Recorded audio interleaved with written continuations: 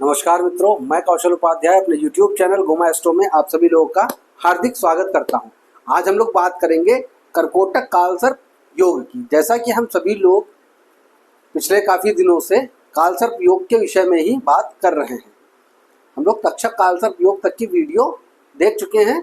आज हम लोग बात करेंगे कर्कोटक कालसर्प योग की। देखिए, कर्कोटक कालसर्प योग की अवस्था मैंने यहाँ पर बना रखी है। राहु अष्टम भाव में और केतु द्वितीय भाव में विराजमान हो और सातों ग्रह दाएं या बाएं स्थित हो जाएं तो पूर्ण कालसर्प योग का निर्माण होता है। देखिए, यहाँ पर लिखा हुआ है, जन्म पत्रिका में राहु केतु शुभ प्रभाव व सकारात्मक अवस्था में अष्टम द्वितीय भाव में विराजमान हो तो सकारात्मक कर्कोटक कालसर्प योग का निर्माण होता है। ऐसा जातक वैज्ञानिक, मेडिकल के क्षेत्र में, गुप्त एजेंसियों में तथा रिसर्च के क्षेत्र में कार्यरत होता है। ऐसे जातक को अचानक धन, मान, सम्मान मिलता है। देखिए, यहाँ पर व्हाइट बोर्ड में जगह बहुत ज़्यादा नहीं थी, इसलिए कम शब्दों में लिखने का प्रयास किया गया है कि यदि राहु अष्टम भाव में और केतु द्वितीय भाव में सकारात्मक अवस्था में बैठे हुए हैं तो जातक जो है वह वैज्ञानिक हो सकता है, मेडिकल के क्षेत्र में कार्य कर सकता है, डॉक्टर हो सकता है, या मेडिकल के क्षेत्र में बहुत सारी शाखाएं होती हैं, उन शाखाओं में कार्यरत हो सकता है, गुप्त एजेंसियों में कार्यरत हो सकता है, जासूस बन सकता है, रिसर्च के क्षेत्र में कार्यरत हो सकता है। और यहाँ पर जो नहीं लिखा गया है वो भी मैं आपको बता दे रहा हूँ। ऐसा जातक एस्ट्रोलॉजी, तंत्र मंत्र के क्षेत्र में भी जा सकता है।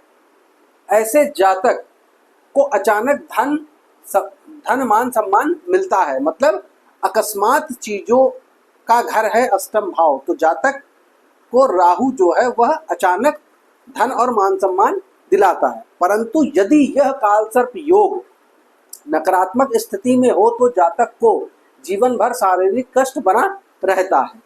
अब देखिए, यहाँ पर तुरंत इस विषय को पलट दिया गया है कि सकारात्मक अवस्था में तो बहुत अच्छा फल बताया गया है, परंतु अगर यह स्थिति नकारात्मक अवस्था में हो जाती है, नकारात्मक कालसर्प योग बन जाता है, तो जातक जीवन भर शारीरिक कष्ट पाता है, शारीरिक कष्ट बना रहता है। ऐसे जातक की आकस्मिक दुर्घटना में मृत्यु का भय होता है। ऐसे जातक को आकस्मिक दुर्घटना में मृत्यु का भय होता है, क्योंकि अष्टम भाव जो है वह आकस्मिक दुर्घटनाओं का भी घर है। अथवा शत्रु उसे जहर दे सकता है या सर्प के काटने से मृत्यु हो सकती है। तो अष्टम भाव से अगर नकारात्मक कर्कोटक कालसर्प योग बनता है तो जातक की आकस्मिक दुर्घटना में मृत्यु हो सकती है, शत्रु उसे जहर दे सकता है या सर्प के काटने से जातक की मृत्यु हो सकती है। जातक को जेल जाना या परिवार से दूर रहकर कष्ट भोगना पड़ता है। जातक अगर कोई गलत कार्य करता है, अनैतिक कार्य करता है, तो जेल जा सकता है या फिर परिवार से दूर विदेश में जा करके उसको कष्ट भोगना पड़ता है।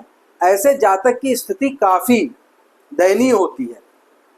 कहने का तात्पर्य यह है कि ऐसे जातक की जो स्थिति है वह काफ़ी दयनीय होती है।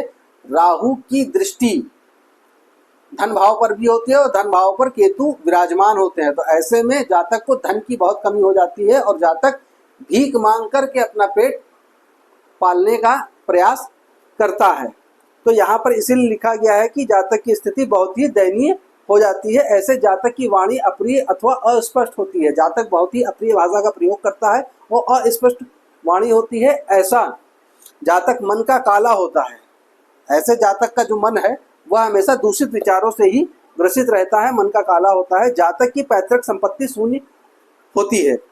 देखिए, छठे भाव से हम पैतृक संपत्ति अष्टम भाव से हम पैतृक संपत्ति भी देखेंगे, तो जातक की पैतृक संपत्ति या तो शून्य होगी या फिर बहुत सारा मुकदमा लड़ने के बाद उसको संपत्ति प्राप्त होगी। परंतु जो देखा गया है कि जातक अपने जीवन में उस संपत्ति का उपयोग नहीं कर पाता है। यहाँ पर नहीं लिखा है, फिर भी मैं आपको बता देना चाहता हूँ कि जातक मुकदमेबाजी करके भी संपत्ति प्राप्त कर लेता है, परंतु उस संपत्ति का उपभोग अपने जीवन में नहीं कर पाता है। जातक के संबंध कुटुंब से अच्छे नहीं होते।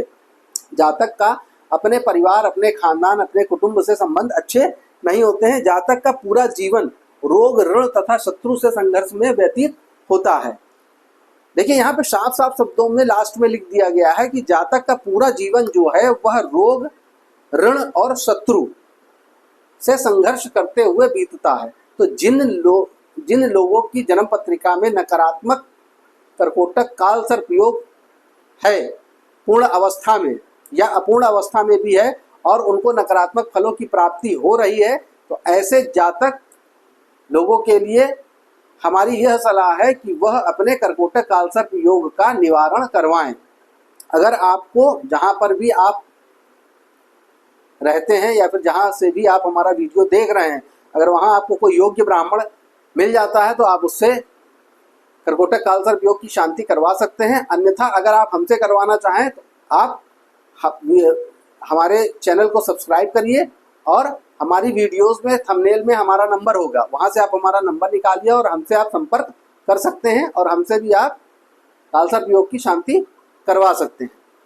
तो यह पूरा जो विश्लेषण था यह कर्कोटक कालसर्प योग के विषय में था। नेक्स्ट वीडियो में हम आपसे फिर मिलेंगे।